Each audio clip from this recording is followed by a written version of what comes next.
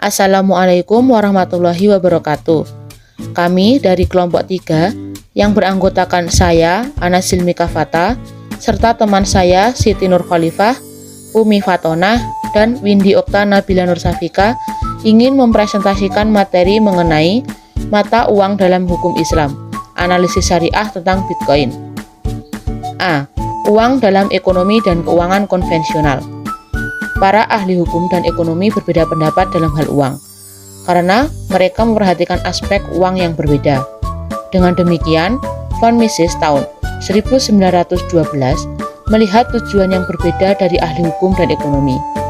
Dia menyatakan bahwa para ahli hukum mencari definisi uang untuk menentukan bagaimana kewajiban moneter dapat dilunasi, karena uang adalah alat pembayaran bagi seorang ahli hukum. Dan dalam ilmu ekonomi, uang didefinisikan sebagai aset atau penyimpan nilai yang berfungsi sebagai alat tukar yang diterima secara umum. Pada prinsipnya, uang dapat digunakan secara langsung untuk membeli barang apapun. Catatan IOU atau Bill of Exchange, uang juga dapat menjadi alat tukar, tetapi tidak diterima secara umum. Alat tukar yang diterima secara umum juga disebut alat pembayaran. Jadi, uang dicirikan dengan menjadi aset yang sepenuhnya likuid. Fungsi uang. Yang pertama adalah penyimpan nilai. Penyimpan nilai adalah barang yang dapat digunakan orang untuk mentransfer daya beli dari sekarang ke masa depan. Dengan kata lain, sesuatu yang diharapkan untuk mempertahankan nilainya dengan cara yang cukup dan dapat diprediksi dari waktu ke waktu. Yang kedua adalah unit hitung. Unit hitung adalah tolok ukur yang digunakan orang untuk memposting harga dan mencatat hutang. Barang dan jasa akan diberi harga dalam hal ini, misalnya pada menu, kontrak, atau label harga. Dalam ekonomi modern, unit hitung berupa mata uang, misalnya pound sterling di Inggris. Yang ketiga adalah alat tukar. Alat tukar adalah barang yang diberikan pembeli kepada penjual ketika mereka ingin membeli barang dan jasa. Yang keempat atau yang terakhir adalah standar pembayaran yang ditangguhkan. Uang berfungsi sebagai standar pembayaran yang dikontrakkan untuk dilakukan di masa mendatang. Ini memfasilitasi kegiatan pinjam-meminjam. Selanjutnya, ciri-ciri uang. 1. Akseptabilitas. Uang harus dapat diterima secara luas sebagai alat tukar. 2. Dapat dibagi. Uang harus mudah dibagi menjadi bagian-bagian kecil sehingga orang dapat membeli barang dan jasa dengan harga berapapun. 3. Portabilitas. Uang harus mudah dibawa. 4. Kelangkaan. Uang harus relatif langka dan sulit diperoleh orang. 5. Daya tahan. Uang harus mampu menahan keausan banyak orang yang menggunakannya. 6. Stabilitas atau keseragaman. Nilai uang harus tetap relatif konstan dalam jangka waktu yang lama. Selanjutnya akan dilanjutkan oleh teman saya, Siti Nur Khalifah. Selanjutnya saya akan melanjutkan materi tentang filosofi mata uang dalam Islam. Islam tidak mengakui mata uang sebagai subjek perdagangan kecuali dalam beberapa kasus.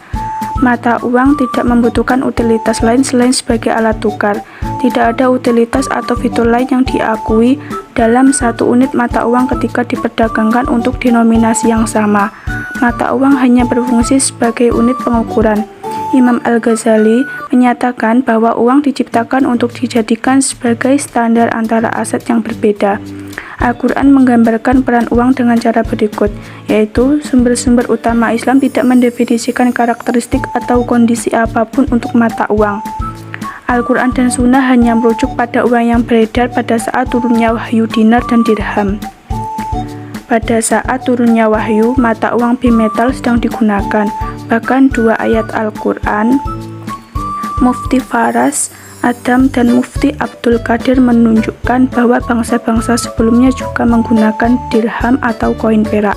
Imam Abd al-Bar menyatakan bahwa umat Islam zaman kenabian menggunakan dinar Romawi dan dirham Persia. Khalifah Abdul Malik bin Marwan memperkenalkan dinar dan dirham Islam pertama pada tahun 76 Hijriah. Selama dinasti Mamluk, koin tembaga muncul untuk digunakan dalam transaksi komersial kecil. Utsmani menghasilkan mata uang bernama Qoimah dalam bentuk uang kertas. Pada tahun 1914, Ottoman secara resmi menyatakan bahwa uang kertas adalah satu-satunya alat pembayaran yang sah dan diakui sebagai alat tukar. Selanjutnya ada jenis mata uang. Jenis mata uang sendiri dibedakan menjadi dua, yaitu yang pertama ada mata uang alam atau taman kilet,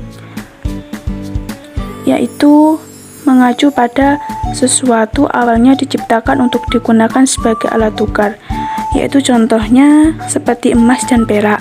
Yang kedua ada mata uang adat atau taman urf, yaitu adalah sesuatu yang diadopsi oleh masyarakat sebagai alat tukar. Uang komoditas dan mata uang fiat adalah bentuk umum mata uang adat. Selanjutnya ada unsur-unsur mata uang. Ada 3 unsur yang diperlukan untuk setiap mata uang yang sah dalam Islam. 1. Mal atau kekayaan. Secara linguistik, mal dalam bahasa Arab mengacu pada segala sesuatu yang dapat diperoleh dan dimiliki, apakah itu jasmani atau ain atau manfaat atau manfaah. Misalnya emas, perak, hewan, tumbuhan, dan manfaat yang diperoleh dari aset seperti tinggal di rumah, mengemudi kendaraan, dan lain-lain. Sesuatu yang tidak dimiliki tidak dapat dianggap mal secara linguistik. Misalnya burung di langit, ikan di air, pohon di hutan. Menurut ahli hukum Hanafi, mal adalah apa yang biasanya diinginkan dan dapat disimpan pada saat dibutuhkan. Definisi ini menunjukkan bahwa 2 kriteria kunci untuk mendefinisikan mal adalah pandangan Hanafi adalah keinginan dan kemampuan menyimpan. Kriteria pertama dengan jelas menghubungkan mal dengan akar bahasanya yang berarti kecenderungan atau keinginan. 2. Mutakawim atau memiliki nilai hukum. Mutakawim mengacu pada item atau subjek yang halal untuk digunakan dalam syariah. Oleh karena itu, Ali Haidar menyatakan bahwa kriteria suatu barang yang dapat diperjualbelikan dan ditukar adalah tamawul dan takawum. Tamawul mengacu pada segala sesuatu yang digunakan sebagai mal. Takawum mengacu pada barang yang halal dalam syariah karena dianggap berharga. 3. Tamaniyah. Tamaniyah mengacu pada sesuatu yang memiliki fitur seperti mata uang, di mana ia dianggap sebagai alat tukar, unit akun, dan penyimpan nilai. D. Menetapkan mata uang dalam Islam. Ulama klasik menggunakan istilah ta'amul dan istilah ketika membahas pembentukan mata uang. Ta'amul mengacu pada penggunaan umum, istilah mengacu pada persetujuan sosial. Ta'amul ditetapkan ketika penggunaan sesuatu menjadi dominan dan menjadi standar dalam urusan orang. Istilah menggunakan sesuatu dengan cara tertentu. Selain dinar dan dirham, hal lain yang diadopsi sebagai mata uang umumnya melalui ta'amul dan istilah. Ta'amul dan istilah adalah indikator dari sesuatu yang berubah dari urut atau komoditas menjadi taman atau uang. Ta'amul adalah proses alami yang membutuhkan waktu untuk terbentuk. Beberapa indikator nyata dari ta'amul adalah: 1. Orang menganggapnya sebagai uang secara tiba-tiba. 2. Deskripsi atau definisi pertama yang terlintas dalam pikiran tentang aset tersebut adalah uang. 3. Tamaniyah menjadi sifat kedua dan sifat bawaan mereka. 4. Bentuk pembayaran yang jelas menjadi aset ini. E. Analisis fikih tentang Bitcoin. Agar Bitcoin dianggap sebagai mata uang, ia harus memiliki 3 karakteristik di atas yang mendefinisikan mata uang dalam Islam, yaitu mal, takawum, dan tamaniyah. Untuk apapun yang dianggap sebagai mal, itu harus memiliki keinginan dan daya simpan. Bitcoin memiliki fitur yang membuatnya diinginkan. Misalnya, teknologi blockchain di balik Bitcoin, penggantian perantara pihak terpercaya dengan protokol bukti kerja, desentralisasi, persediaan terbatas, dan pembayaran tanpa batas dengan biaya transaksi yang lebih sedikit membuat Bitcoin diinginkan. Hal ini mengakibatkan meningkatnya permintaan untuk Bitcoin. Sehubungan dengan daya simpan, Bitcoin dikodekan dalam blockchain dan merupakan entry pada buku besar publik. Dalam hal tamaniyah, Bitcoin diciptakan sebagai sistem pembayaran peer-to-peer. Bitcoin diciptakan sebagai alat tukar dan menyerupai gagasan mata uang alami. Mata uang fiat elektronik juga hanyalah angka di layar. Mereka diluncurkan dan dibuat sebagai mata uang sejak awal. Demikian juga, Bitcoin dibuat untuk berfungsi sebagai sistem pembayaran peer-to-peer dan tidak memiliki fungsi alternatif yang nyata. Bitcoin memiliki kegunaan moneter dan orang-orang telah menetapkan nilai untuk itu. Nilai dipertimbangkan oleh orang-orang saat mereka membeli, menjual, menerima, dan menukar Bitcoin dengan nilai nasional yang mendasarinya. Nilai sesuatu dapat dimanipulasi, dieksploitasi, dan berspekulasi.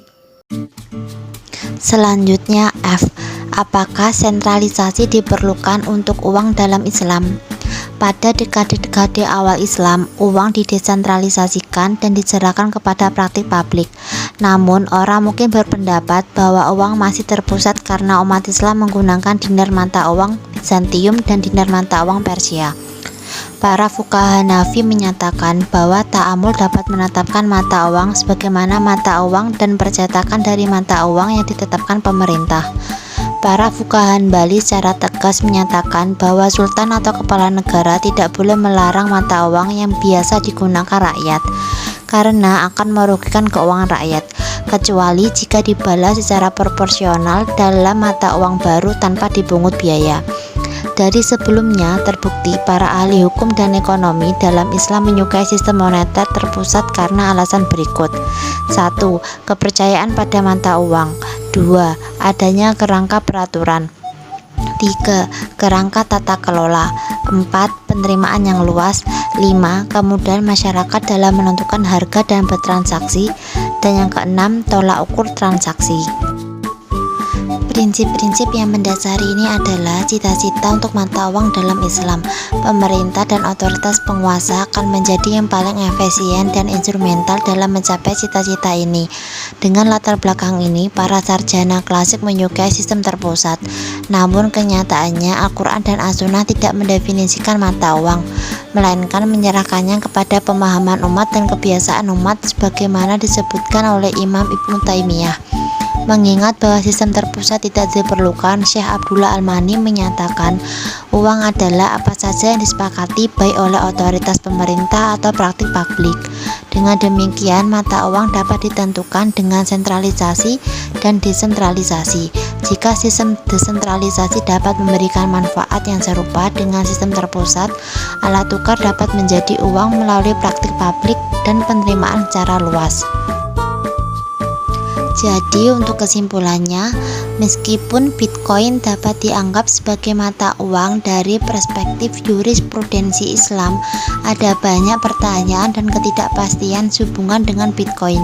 Dengan kurangnya perlindungan peraturan dan teknologi yang kompleks, Bitcoin telah menjadi prospek yang menarik untuk mencegah pencucian uang dan aktivitas ilegal, karena ada lapisan kerahasiaan ekstra dalam industri yang melindungi identitas. Selanjutnya, setiap perubahan peraturan dapat sangat berdampak pada industri Bitcoin. Hanya waktunya akan memberitahu lintasan pasar cryptocurrency.